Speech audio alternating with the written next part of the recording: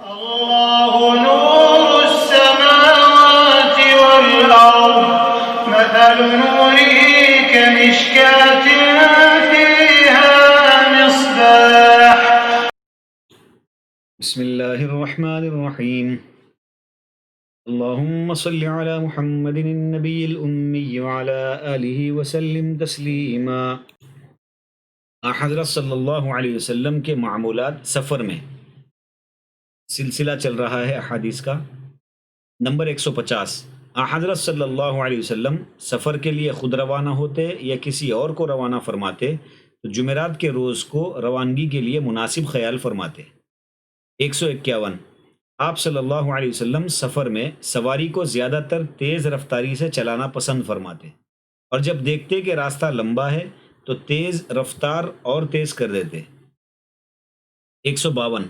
سفر میں کہیں پڑاؤ کر کے روانہ ہوتے تو عادت طیبہ تھی کہ صبح کے وقت کوچ فرماتے، یعنی کہیں پر سفر میں رات میں رکنا ہوتا، کہیں پڑاؤ ڈال کے رک جاتے تو دوسرے دن صبح میں جلدی صبح کے ساتھ ہی نکل جاتے وہاں سے. 153. سفر میں آپ صلی اللہ علیہ وسلم کتنی ہی کم مدت کے لیے ٹھہرتے جب تک نماز دوگانہ یعنی 2 رکعت نماز ادا نہ فرما لیتے وہاں سے روانہ نہیں ہوتے. نمبر 154. آپ صلی اللہ علیہ وسلم جب گھر میں داخل ہوتے یا سفر میں کہیں منزل پر پڑاؤ کرتے تو جب تک نماز دوگانہ یعنی 2 رکعت نماز ادا نہ فرما لیتے نہیں بیٹھتے. 155. شروع رات میں اگر کسی جگہ منزل کر کے آرام فرماتے تو سیدھے ہاتھ کی ہتھیلی پر سیدھا رخسار رکھ کر سیدھی کروٹ آرام فرماتے، یعنی جیسے روزانہ رات میں سوتے ویسے ہی. 156. اگر پچھلی رات میں کہیں پڑاؤ کرتے تو سیدھے ہاتھ کو کوہنی کے بل کھڑا کر کے اس کی ہتھیلی پر اپنا سر مبارک رکھ کر آرام فرماتے. 157.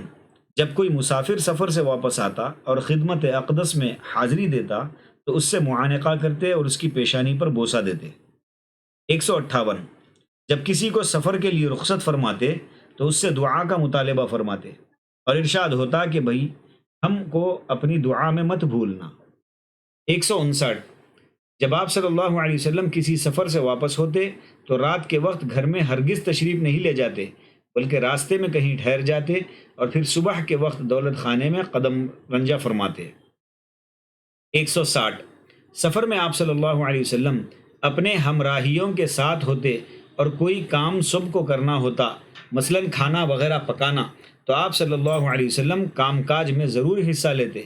مثلا ایک پڑاؤ پر سب اصحاب نے کھانا پکانے کا ارادہ کیا اور ہر ایک نے ایک کام اپنے ذمے لیا تو حضور اقدس صلی اللہ علیہ وسلم نے لکڑیاں چن کر لانے کا کام اپنے ذمے لیا. 161. سفر سے واپسی پر عادت طیبہ تھی کہ سیدھے گھر میں تشریف نہیں لے جاتے بلکہ پہلے مسجد میں جا کر نماز دوگانہ یعنی 2 رکعت نماز ادا فرماتے اور پھر گھر میں تشریف لے جاتے. 162. سفر سے تشریف لاتے اور شہر میں آ کر بچے راستے میں ملتے تو ان کو آپ صلی اللہ علیہ وسلم اپنی سواری پر بٹھاتے، چھوٹے بچے کو اپنے آگے بٹھاتے اور بڑے کو اپنے پیچھے. 163. آپ صلی اللہ علیہ وسلم جب سفر میں جاتے یا جہاد کے لیے ہر روز اصحاب میں سے ایک صحابی اپنے ہمراہ سواری پر بٹھاتے. 164. جب حضرت صلی اللہ علیہ وسلم سفر کے لیے روانہ ہوتے اور سواری پر اچھی طرح بیٹھ جاتے تو 3 مرتبہ اللہ اکبر کہتے اور پھر یہ الفاظ دعا کے زبان مبارک پر ہوتے: سبحان الذی سخر لنا هذا وما كنا له مقرنین وإنا إلى ربنا لمنقلبون. اللهم إنا نسألك في سفرنا هذا البر والتقوى ومن العمل ما ترضى. اللهم هون علينا سفرنا هذا واطوي عنا بعد الأرض. اللهم أنت الصاحب في السفر والخلیفة في الأهل والمال. اور جب حضرت صلی اللہ علیہ وسلم سفر سے واپس ہوتے تو یہی دعا پڑھتے مگر اس کے ساتھ یہ لفظ اور بڑھا دیتے: آئبون تائبون عابدون لربنا حامدون. 165.